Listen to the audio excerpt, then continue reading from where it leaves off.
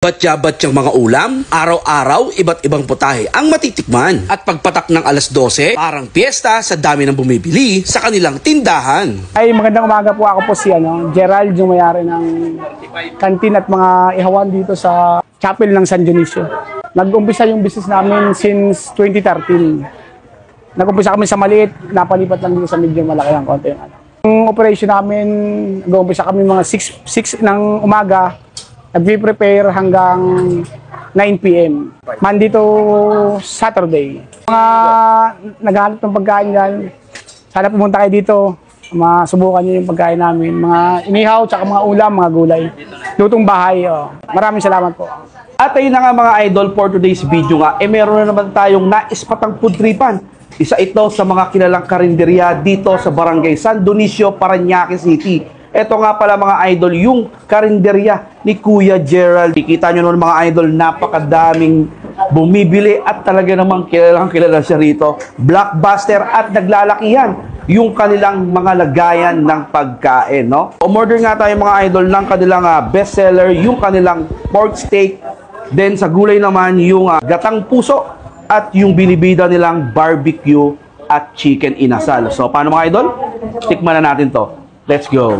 At syempre, bago pala tayo mag-start mga idol, lagi natin kasama ang Grain Smart Rice Coffee. Ito yung kapeng gawa sa brown rice. Maraming health benefits gaya ng ocralin, mangosteen, barley, garcina, gamboja, moringa, at yung gamit niyang pangpatamis ay stevia. So, paano mga idol? Grain Smart Rice Coffee lang, #1 sa Pilipinas. Una natin titikman mga idol yung kanilang gatang puso. Grabe, ito half order lang to. 20 pesos. Yan, try natin. Wow. Ang sarap ng gatang puso. Hindi tinipid sa gata. Talagang lakang-lasa mo mga idol. Hanggat ninunguya mo, lagyan natin sa rice. Grabe naman yung luto rito.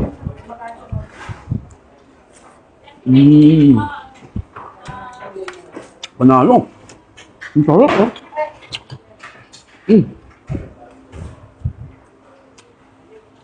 Grabe naman yung gatang puso nila. Siyempre, yung kanilang barbecue, try natin. 35 pesos each. Wala pa. Ano muna yung ganito? Malasa rin yung barbecue mga idol. Then makapal talaga yung pagkatuhog niya.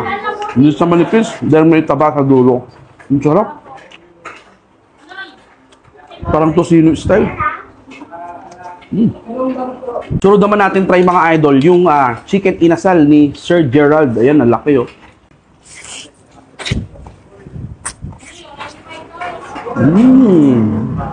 Grabe. Super lambot at super juicy ng chicken inasal ni Kuya Gerald. At yung last naman mga idol, yung pork steak na in-order natin. Ayan. Try natin sa rice.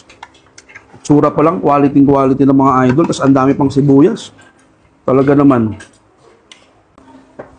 Pork steak. Wow. Grabe yung pagka-pork steak ng mga idol. Yung sabaw, pang bata at pang matanda. Panalo yung lasa mga idol. Ang sarap.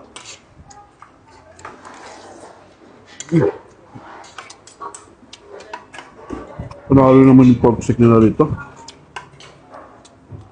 Masarap na yung sarsa. Balambot pa yung meat na ginagamit nila rito mga idol. Yun o.